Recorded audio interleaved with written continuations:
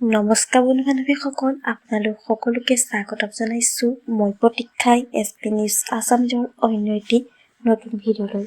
আপোনালোকৰ বাবে লৈ আহিছোঁ পুনৰ এটি নতুন ভিডিঅ'টো সকলোৱে আদৰি ল'ব বুলি আশা কৰিছোঁ।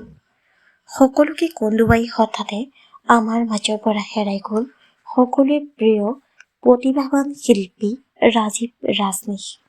যোৱাকালি তেওঁ জীৱনলৈ নামি আহিছিল এক কালমানিশা ভয়ংকৰ পথ দুৰ্ঘটনাত মৃত্যুৰ মুখত পৰে সুদক্ষ অভিনেতাজন। পিছে অভিনেতাজন ক'ত কেনেকৈ দুৰ্ঘটনাৰ সন্মুখীন হৈছিল সকলো জানিবৰ বাবে আপোনালোকে ভিডিঅ'টো শেষলৈকে চাই থাকিব।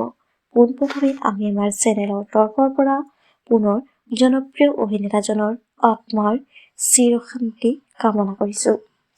জনপ্ৰিয় অভিনেতা ৰাজীৱ ৰাজনীশ কেৱল টিভি জগততেই নহয়, তেওঁ ভ্ৰাম্যমাণ জগতৰো এগৰাকী বিশিষ্ট অভিনেতা আছিল। নিজৰ প্ৰতিভাৰে চমক দিয়া ৰাজীৱ ৰাজনীশৰ অকাল মৃত্যুৱে সমগ্ৰ শিল্পী সমাজত কান্দোনৰ ৰোল উঠিছে। জানিব পৰা মতে জনপ্ৰিয় অভিনেতাজনে শ্বুটিং শেষ কৰি আহি থকা অৱস্থাতে এই ভয়ংকৰ দুৰ্ঘটনাৰ সন্মুখীন হয়।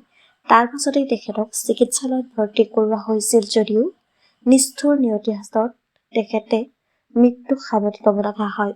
বন্ধু-বান্ধৱীসকল, আজিলৈ ভিডিঅ'টো আছিল ইমানখিনি। আপোনালোকে প্ৰাৰ্থনা কৰিব তেখেতৰ বিদেহী আত্মাই যেন চিৰশান্তি লাভ কৰে। ধন্যবাদ।